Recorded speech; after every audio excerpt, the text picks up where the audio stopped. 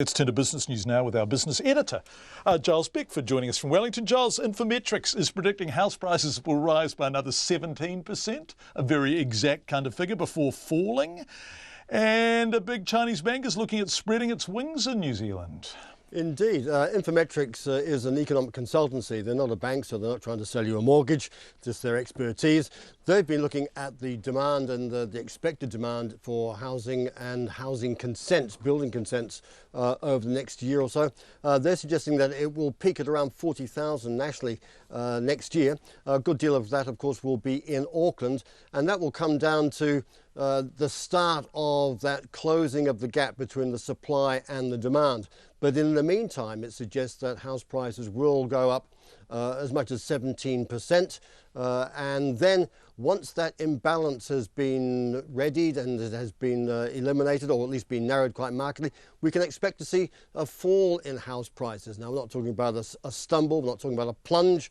We're talking about perhaps 11% over a couple of years. It suggests it could be 14% by the early 2020s. But it suggests in the end, we'll start to see some sanity about the Auckland housing market in particular, but nationwide, we'll see some sense come back into it, and certainly the rate of price growth will start to slow. Now, you mentioned they're a Chinese bank that's also flexing its wings. It's the second biggest bank in the world, so it tells you it's got a bit of muscle behind it. It's the China Construction Bank.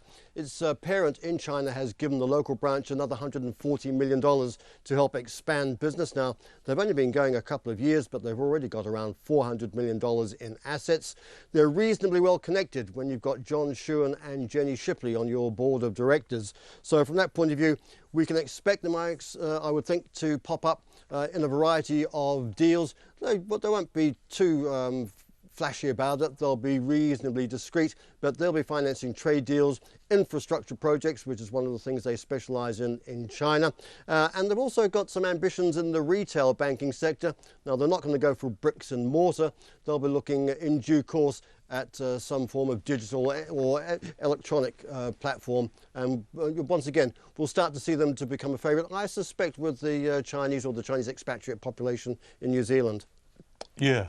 So, Giles, just very quickly before we move on to the markets, the $140 million cash injection, obviously that's for spending on literal physical expansion of the premises and all that kind of stuff. But is this money for lending? Is this money This is boosting their capital so that they can go out, and if you come to them with a proposal saying, I have a supplier in China who needs some financing, and we've come to an agreement, can you give us the bridging finance? Can you give us the loan for it? We want to build water pipes in Auckland, and I've got this Chinese supplier, or actually company's going to come in and do it for us from China.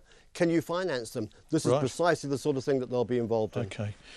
Quick run on the markets. Thanks, Giles. Well, it goes without saying our share market is looking just, I don't know what it's got. It's on steroids at the moment, up 91 points, 1.3%, 7,317.